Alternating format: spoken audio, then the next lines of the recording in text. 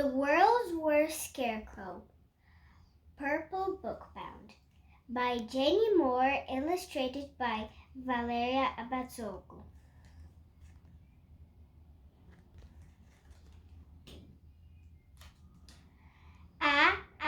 Achoo! Achoo! Poor Farmer Frank was in bed with a bad cold. Scarecrow Scarlet could hear him sneezing all the way from the cornfield. "Oh dear," she said to a passing field mouse. "Who's going to milk the cows now? Who will feed the pigs and collect the eggs? And who's going to drive the tractor?" "Aunt Anne's come to stay for a few days," squeaked the mouse. "I saw her getting out of the taxi last night. She'll be in charge of the farm until Farmer Frank's feeling better."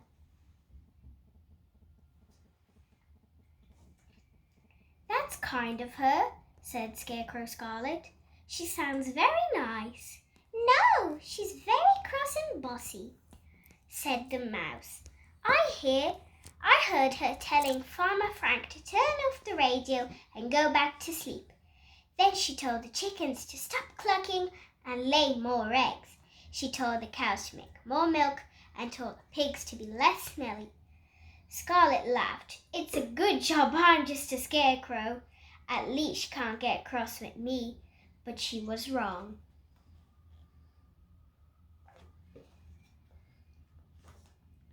Scarlet heard a cross bossy cry. "Shoo! Get out of here!" Scarlet saw a tall, thin lady marching up the hill. She was wearing a pair of Farmer Frank's muddy wellies and carrying a clipboard. She waved her clipboard at a pair of passing crows. "Shoo!" she called again. "That must be Aunt Anne," thought Scarlet.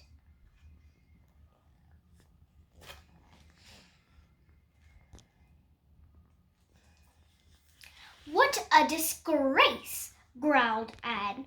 "Look at all these crows eating Frank's corn. He needs a better scarecrow." She prodded Scarlet in the tummy with a pen. "This tatty old one couldn't scare a fly." Scarlet's painted red cheeks turned even redder. It was true. Nobody was scared of her, no matter how hard she waved her broomstick arms and shook her scarecrow head. The crows kept on pecking and straightened Scarlet's hat and brushed the mud off her shirt. "I'd better keep my eye on this," she said.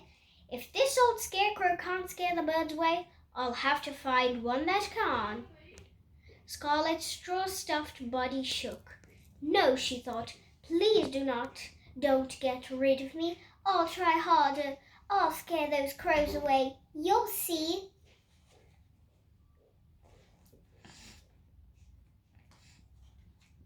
It was no good. Scarlet just wasn't scary. She tried flapping her arms high in the air, but that didn't work. The cheeky crows flew under her arms and tickled her with their wings. "Hee, stop it!" cried Scarlet. "Caw," said the crows. "You really are ticklish." Then they went back to pecking Farmer Frank's corn. Scarlet tried spinning around extra fast in the wind, but that was no good. The crows rode on her shoulders like a fairground ride. "Caw!" they cried. "This is fun! Faster! Faster!" Soon there were more crows than ever, lining up for a turn.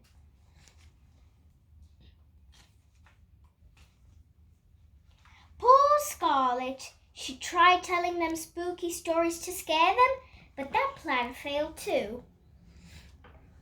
Her stories were just too good. Even more crows flocked to the field to hear them. "Caw! That was brilliant," they said. "Tell us the one about the haunted barn again." Scarlet sighed as the crows got back to their corn pecking. "Oh dear, here comes Aunt Anne, looking crosser than ever." Anne was furious when she saw the cornfield. "Right, that's it," she cried. cried. "If those crows aren't gone by tomorrow, I'm getting a new scarecrow, a shiny, frightful 1,000 robot with laser eyes. That should scare those pesky birds." Scarlet was awake all night trying to think of a plan, a new super scary plan. But she's run out of ideas. The next morning, when the crows flew into the cornfield, they found her in tears. "Caw, you look sad," they cried. "What's wrong?" Scarlet told them about the robot scarecrow. "Laser eyes? Caw! They sound terrible. We don't want a nasty, frightful 1,000 zapping us while we're trying to eat. We want you."